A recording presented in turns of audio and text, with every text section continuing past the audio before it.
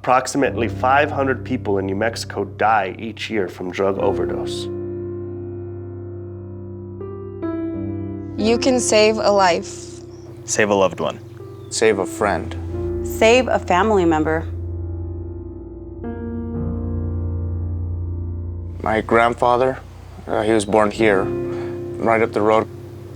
My grandmother, the same. My grandma and grandpa moved here, I think, in the 70s.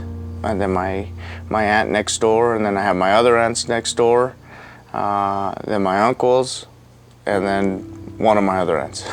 I have 2 boys and a girl, and 2 beautiful grandchildren, a boy and a girl, and one on the way. Basically, can't expect to see a family more caring and tighter than ours. I actually ended up incarcerated at a pretty young age.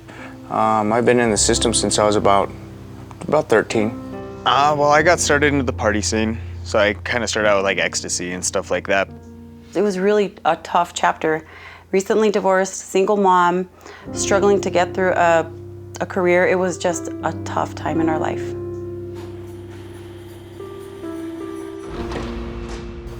I was in there for about, I think, about 3 to 4 months, I'd say. In that period of time, I had discovered heroin, and from there it went full-blown. Before I had graduated to the big house, I was in a transitional living home. I did actually good. I did solid for about a good 6 months, 7 months. I was clean, and right towards the tail end, my grandfather died, and that sent me in a tailspin, and at that point I really didn't care. He was like his father, and so when he lost him, it was complete devastation for him because he felt like he lost his dad. He totally relapsed. Although we weren't going through the addiction, we had to see him through it. As a sister, I watched it all happen, and that affected me greatly because I didn't want my brother to die or be in trouble, you know. The most dangerous time for me was when he would get released, and so whether that was 5 days, 2 weeks, maybe a month, I knew that that was the highest risk time for him to overdose. If they are an addict and they don't use in jail and they come out and use, it's very likely that they're going to overdose when they come out and use. Well, when someone is incarcerated, their tolerance while they're incarcerated for drugs and alcohol decreases. A person leaving prison, jail is 74 times more likely to die from a heroin overdose in the first 2 weeks post-release than the general public. Well, me and my best friend got out of jail the same day, and we went to a friend's house, and she wanted to do some opiates. When you get out of prison, we talk about how we're not going to do this and do that, but life has a way of gravitating you towards those people. I had just gotten out of jail the first time it happened. Oh, actually both times it happened. I just got out of jail both times. If you have any period of time where you're not using opioids, whether it's a prescription or heroin, your body's tolerance decreases, and even up to a year after your release, you are significantly at higher risk for both a prescription opioid overdose and a heroin overdose death. The hardest thing coming out of incarceration, I would have to say, is the company you keep and your environment, you know. There was a worry always that I would come home from school and I didn't know if I was gonna go to my grandmother's house and find my brother alive or not. And that was hard. You can save a life. Save someone you love. Save a family member. You can make a difference. Learn how to use Narcan.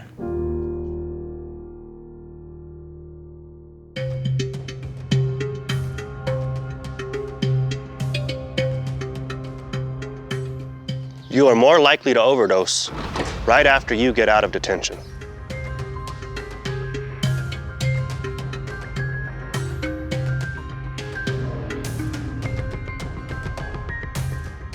I had just gotten out of jail the first time it happened. Oh, actually both times it happened. I just got out of jail both times. Why are you more at risk when you leave detention? If you use drugs and alcohol and you get locked up for any period of time, your body's what's called tolerance decreases.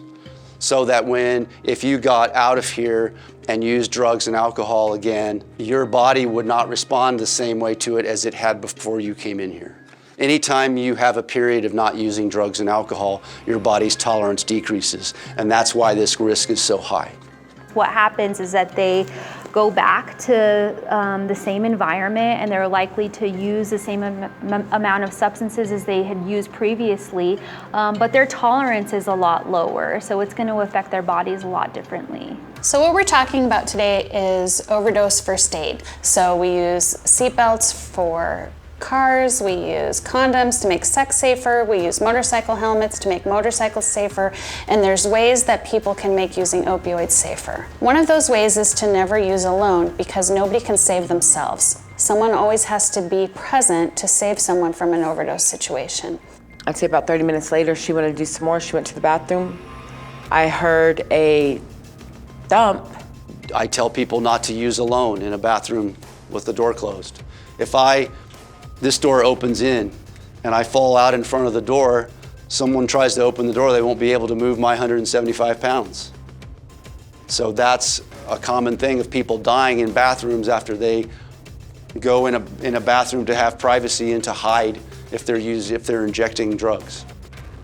If you mix opioids, which slow your breathing down in doses too high, with alcohol, which also slows your breathing down, and you mix it with any other prescription medications that can also slow your breathing, you're putting yourself at higher risk for going into respiratory arrest from all those combinations of drugs together. If any of you have ever been drunk on alcohol, you know that you are probably more likely to take risks when you have had alcohol in your system. I talk to people about if they're going to be using drugs and alcohol, that they use the drugs first, not being drunk when they do it. When you're intoxicated, you do things that you wouldn't do when you're not. There's also drugs called benzodiazepines. Ativan, Xanax, Klonopin, they call them Xanibars. Xanax, Klonopin, Valium also slows everything down. So when you mix an opiate with alcohol and a benzo, you have the deadly triad in New Mexico. And those are what cause most deaths in New Mexico, or the combination of those three things. Now, I'm not endorsing that people your age are using drugs and alcohol, but that's the reality. I had a problem with opioids ever since I was probably about 16, 17. Just started out with prescription painkillers. I think I broke my nose in a car accident. And so it started with that, and then once I ran out of that, I moved to anything I could find on the street, pretty much.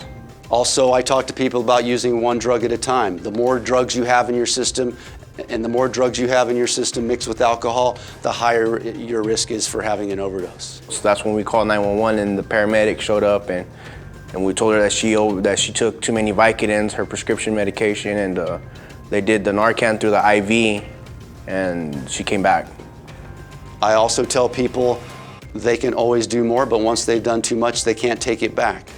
I know that whenever you get out, I hear that people overdose a lot on heroin. That's what I have heard, because they do what they thought they could do when they get out, and it's too much for them to handle. I teach people that if they're buying drugs from somebody they don't know, that they need to use less of it than what they might normally do, because you never know what's in the drugs that you're getting. Also, have an overdose response plan, which is what we're doing today. So if people know what to do in case an overdose occurs, or if they have Narcan and they know how to use it, then if people take turns using, there'll be someone to help in an overdose situation.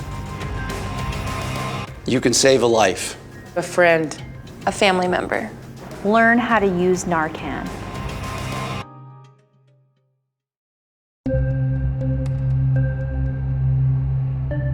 What is naloxone, and what does it do? And so I laid her down on the couch, and I administered the naloxone, and she just within, I think it took probably 2.5 minutes, she came right out of it. Naloxone hydrochloride is the antidote for an opiate overdose. Narcan is the brand name of naloxone hydrochloride. Naloxone comes in lots of different formulations. Narcan is the only nasal delivery device with naloxone in it that's approved by the FDA. We have been distributing naloxone to lay people in New Mexico since 2001. This makes it very simple, and really we want to focus on lay people, drug users, their families and friends being trained on how to use Narcan nasal spray. It's very specifically targeted. It does one thing, it does it extremely well, and it doesn't have any downsides. You can't overdose on it, you can't hurt anybody with it, so it's super safe and very, very effective. So we have pain receptors in our brain that are like a little target, and when we take something like an opiate, the opiate will bind to those receptors in the brain. And the way that Narcan or naloxone works is that it basically displaces that opiate from the pain receptor in the brain in order to reverse an overdose. Naloxone is super safe. It has fewer side effects than aspirin. Narcan is not a dangerous drug, so if you were in question about whether or not somebody was down and out because of an opiate overdose, you could administer the Narcan, and if they didn't have any opiates on board, that medication wouldn't do anything, nothing would happen. This is only going to work on the opioid. It's not going to work on the other things. Opioids are a specific class of drugs, and here's a list of what all the opioids are and some street names for them as well. It's mostly oxy, heroin, Vicodin, methadone, and fentanyl is a synthetic opioid that is becoming more popular, that is very dangerous and easy to overdose on. The message I really want you to get from this is use this on anybody who you think is overdosing, no matter what drug it is, because you never know what somebody has taken, right? Right. And it will not harm somebody if they are not having an opiate overdose. Save a life. Save someone you love. You can save a life.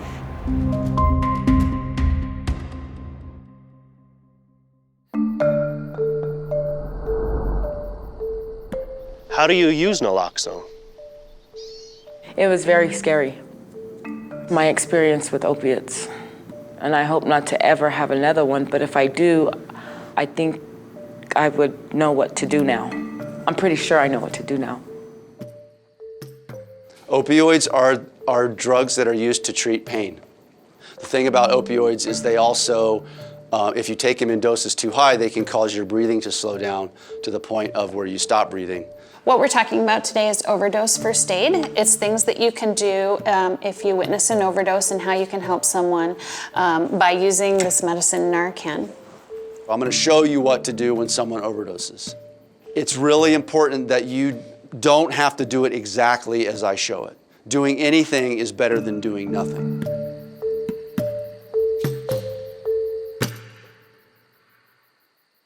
How do you recognize an overdose? So the first thing you want to do if you think someone's overdosing is make sure that they're actually unconscious. I try moving, they wouldn't wake up. So the signs of an overdose are like that, right? They won't wake up. They're unconscious and unresponsive. That means they do not respond to you when you say their name, when you shake their shoulder, when you rub on their breastbone. No matter how loud you're talking, they do not respond. And then when the body stops breathing, the lips turn blue, the nails turn blue. But the main thing is they're unconscious and they're not breathing, or they're not breathing well. So we're going to go through several steps of things that you can do if you witness an overdose. You don't have to do them in order. You don't have to do all of them. I'm giving you some tools of things that you can do to help, and if you see an overdose, you decide what's the best thing to do to keep yourself safe and kind of what makes sense in the context of the situation. If it is an overdose, what can you do? Call 911. Clear the airway. Do rescue breathing, and give naloxone. Let's go through it step by step. Let's say this person doesn't respond. Then I'm going to look, listen, and feel for breath.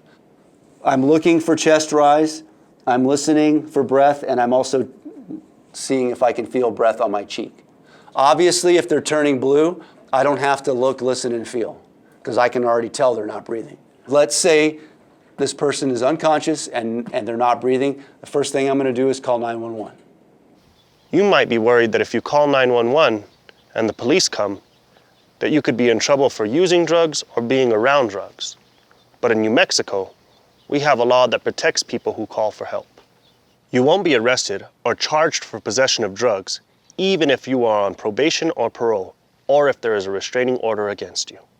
Under the law today, you are not protected if you are selling drugs or if there is an outstanding warrant for your arrest. So what I say is call and tell the operator what you see. Bernie is blue. I can't wake up my cousin. My brother's not breathing. The first thing I'm going to do is call 911. Then I'm going to look into their mouth to see if they vomited. An overdose is a poisoning. And our body's sort of normal response sometimes to an overdose is to vomit. If there is vomit in their mouth, and I know this is gross, but if you're going to revive this person, you want to get that vomit out of their mouth before you start breathing for them. So I would roll them, in this case, grab their left arm and roll them onto their side. And if I was doing this right now, I would clean out the vomit with whatever I had, whether it was a shirt or if there was whatever's around it. So you want to decide for yourself if you want to put your mouth on another person's mouth. You have to decide. Okay, so let's say you don't want to. This person's puked and you're disgusted, but you have Narcan. Call 911, roll them on their side so that if they vomit more, it goes onto the floor or the ground and not into their lungs, and give them Narcan every 3 minutes. That's better than doing nothing. Roll them on their side, call 911, give them Narcan every 3 minutes. But let's say I am somebody who, even after I cleaned out the vomit, I will still do rescue breathing. I've cleaned out the vomit. I'm going to do what's called the head tilt chin lift. This is gently lifting the person's chin up like this so that you are going to be breathing for them into their lungs and not into their belly. Make sense? I'm going to take my face mask out and put it over their face. And I'm going to pinch their nostrils and give them 2 quick breaths. I'm breathing for them first because an overdosed person is not craving Narcan, they're craving oxygen. And I'm going to give 2 breaths. Pinch the nostrils and breathe. And then I'm going to open up my box of Narcan. The blister pack is already torn for you. Open the Narcan. You don't have to do anything to assemble it. It's ready to go.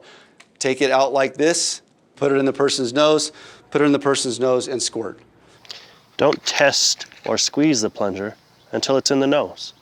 It only sprays once. How are you supposed to do it every 3 minutes if you only have one of them? Each box has 2 doses. But if you've called 911, you already have emergency responders coming with more Narcan. But each box contains 2 doses. So then I'm going to continue breathing. We've given the first dose. I'm going to pinch the nostrils and give a breath. I'm going to let go and count. 1001, 1002, 1003, 1004. Pinch the nostrils and breathe. Let go. 1001, 1002, 1003, 1004. Pinch the nostrils and breathe. Try to do that for 3 minutes. If you actually are responding to an overdose, you're going to be nervous, scared. You may be shaking, especially if it's someone that you know, and you may not go the whole 3 minutes. It's not going to do any harm if you do it in quicker than 3 minutes. But let's say 3 minutes has passed and the person still hasn't been revived. If they don't revive after 3 minutes, administer another dose of Narcan. It may take more than 1 dose to revive them. I'm going to get my second dose out and give them the second dose. It doesn't matter which nostril. Give them the second dose and then go back to breathing again. 1 breath every 4 to 5 seconds. What do you do after they wake up? When a person wakes up from an overdose, they are definitely confused. Some people will have withdrawal symptoms. So this is the position that you put the person in if you are calling 911 and not doing rescue breathing, or when the person wakes up, this is what the position you roll them in. So what I would do is I would grab, this is his left arm, and watch how easily he rolls over when I do this. I'm gonna bend this arm and put it underneath his head, and I'm gonna move this knee out like this. So now if he vomits, it's gonna go onto the floor and not into his lungs. So this is the position you want to put somebody in when they are revived. If possible, you want to stay with the person or have someone stay with the person until the ambulance arrives. If the Narcan disappears before the drug does, the drug comes back down and people can re-overdose. So if someone can overdose, you give them Narcan, they're fine, and an hour later they overdose again. So that's why it's really important to call 911, because they need to make sure that they're not going to overdose again. What if you leave before help arrives? If they're scared and they want to leave the scene, because not everybody wants to wait until the paramedics get there, to put the person in this position. And any Narcan that you have used, leave it next to the person so that the responders know that it was a suspected overdose. So if I did leave the scene and he was unconscious or waking up, he would be in this position so his airway is protected. What if you don't have any Narcan? Sometimes rescue breathing on its own will get the lungs working again, because what happens with an opioid overdose is that the body forgets to breathe. So just rescue breathing sometimes will get the lungs working again. Only naloxone reverses an opioid overdose. Don't shake or slap the person. Don't put ice or anything else in their pants. Don't put them in cold water or in a cold shower, and don't inject them with anything except naloxone. Again, only naloxone reverses an opioid overdose. Now to recap, what can you do for an overdose? Confirm the person's not conscious and you can't wake them up and they're not breathing. Call 911, report what you see. Make sure they haven't vomited, give 2 quick breaths back to back. Give the first dose of Narcan, do 1 breath every 5 seconds for 3 minutes. If they haven't been revived, give the second dose of Narcan. And continue that cycle of 1 breath every 4 to 5 seconds for another 3 minutes until you've revived them or somebody with a higher level of training responds to the overdose. You can save a life. Save a friend. Save someone you love. Learn how to use Narcan. Where can you get naloxone? My mother would always say, it's better to have one and not need it than need one and not have it. Exactly. And it's just like a fire extinguisher.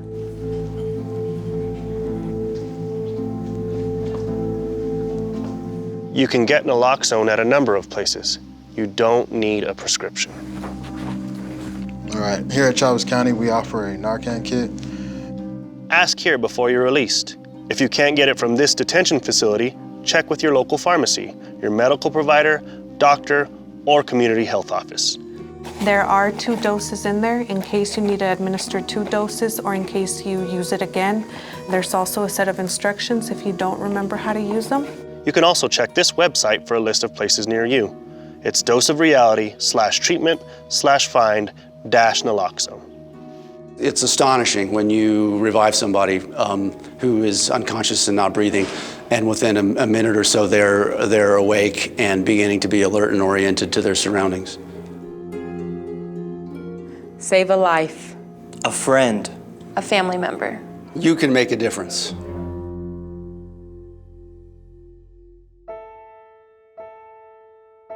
What's happening with you right now, this does not have to be your whole life.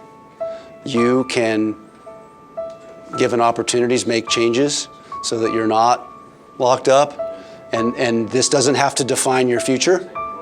You can make decisions about having a different future, and don't, I know it's tough being here, but this doesn't have to define the rest of your life. This can be a picture. We all struggle.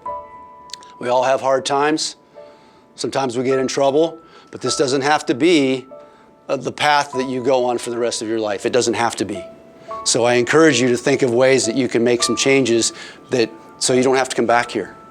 Because, again, this is one piece. You guys are young, and it doesn't have to define your life path. As you leave detention, find someone to support you, someone to talk with, maybe your family or a special friend, someone who can support your success back in the community. Anna, come make tortillas, Anna, come on. Light. Yeah, the light. I'm gonna make it into I'm making it to a snake. I would love to say he's out of the woods. I'd love to say that all of them are.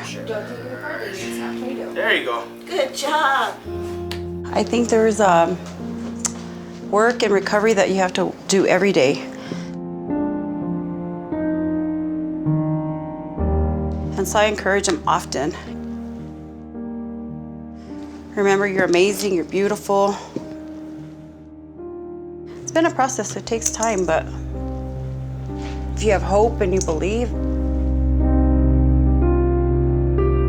we just, we have so much love for each other.